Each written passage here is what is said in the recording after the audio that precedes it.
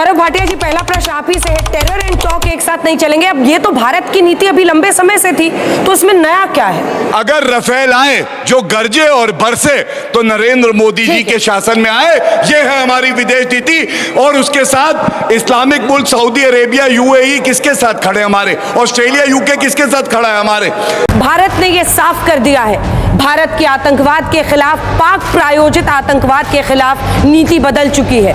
घर में घुसकर फिर से मारेंगे। और ये नीति इसलिए क्योंकि आतंकी घटना के बाद हमने जिस तरह का इस बार ऑपरेशन सिंदूर को अंजाम दिया है, वो पहले नहीं हुआ था आतंकी घटना के बाद। गौरव भाटिया जी, पहला प्रश्न आप ही से है। टेरर एंड टॉक एक साथ नहीं चलेंगे। अब ये तो भारत की नीति अभी लंबे समय से थी, तो उसमें नया क्या है?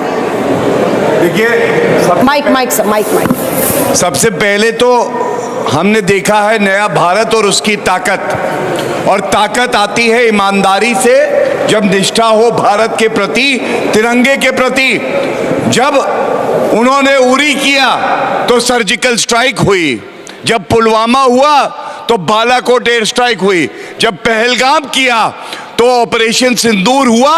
और आज तो शाहबाज शरीफ भी कहता है कि मुझे भारत से डर लगता है, धीरे बोलो वरना भारत की वीर सेना आ जाएगी।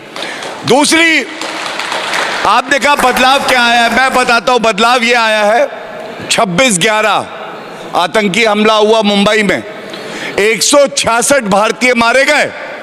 फाली होमी मेजर जी ने कहा, एयर चीफ मार्शल रहे हैं, पाकिस्तान को नष्ट कर देंगे। एक बार खुली छूट दे के देखिए। और दुख की बात है, मनमोहन सिंह जी और सोनिया गांधी जी ने वीर सेना के हाथ पकड़े हुए थे। आज मोदी जी ने सेना को खुली छूट दे रखी है और इसीलिए कह रहे हैं ऑपरेशन सिंदूर चल रहा है। 9 आतंकी लॉन्च पैड नष्ट किए हैं, 11 एयरबेस ध्वस्त किए हैं, 100 आतंकी ढेर किए हैं और 40 पाकिस्तानी सेनानी ढेर किए हैं।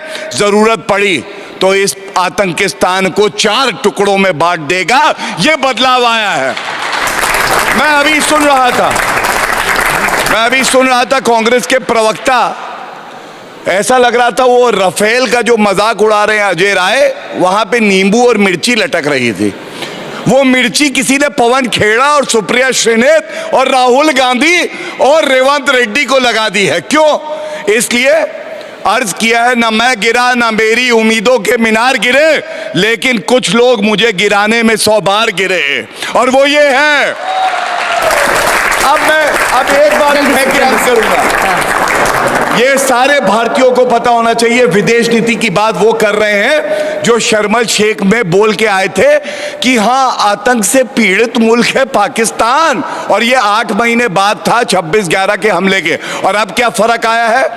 सुदर्शन चक्र S-400, ये कहते थे यूक्रेन के साथ खड़े हो जाओ कांग्रेसी, और S-400 दिया रूस ने, जो हमारा सुदर्शन चक्र बना। एक भी हमारा शहर ऐसा नहीं था जहां पाकिस्तान का रॉकेट पहुंच सका।